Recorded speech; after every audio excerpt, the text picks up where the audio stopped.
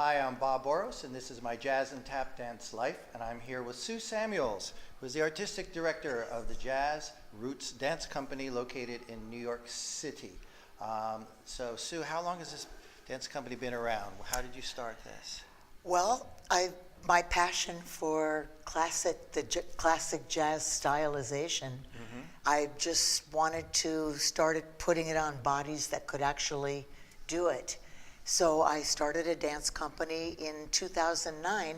This is our 10-year anniversary this year. Great. So you've been in New York City for 10 years. How has that been for you working here in this particular city? Very challenging, actually, because it's not a cheap city to work in, number one.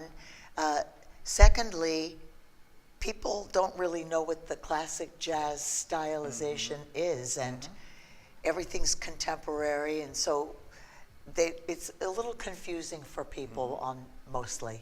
Okay, so then in that sense, then how do you find your dancers? How do you draw people to come into your company? Well, I think I've been lucky to find a group of young people over the years that love classic jazz.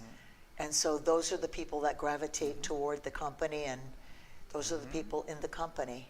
Okay, now you have the term Jazz Roots Dance Company. So what do you mean by roots? Well, the classic jazz style is my heart and soul.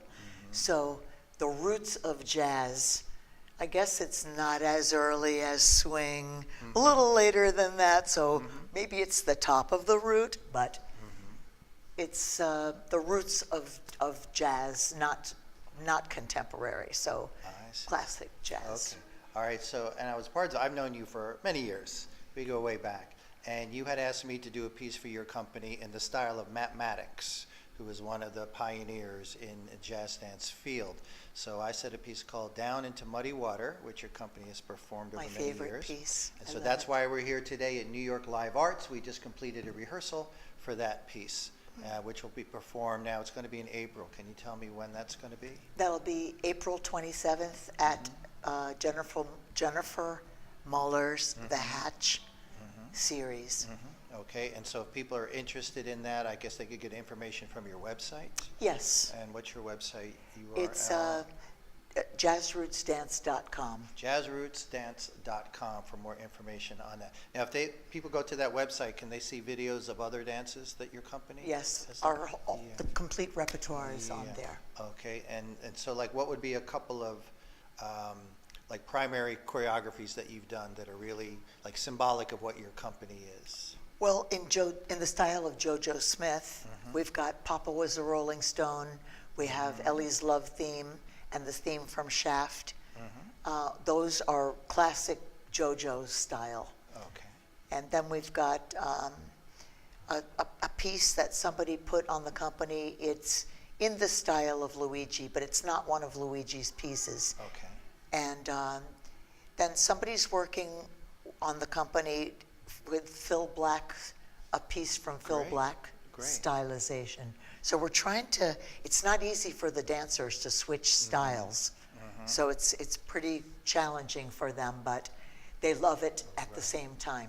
Okay, so you have Matt Mattox, you have Luigi, you have JoJo Smith, you have Phil Black. Is there anybody else you're thinking of? My choreography, which is influenced by JoJo's style. So if anybody out there is interested in classic style and thinks I want to do those sorts of choreographies by those different people, they could always reach out to you at jazzrootsdance.com and find out more about it. Yeah. Now, is there anything else for the future that you're thinking of? I mean, are you wanting to tour in a bigger geographic range? Well, what are your ideas? Our next big project will be, recently JoJo Smith passed.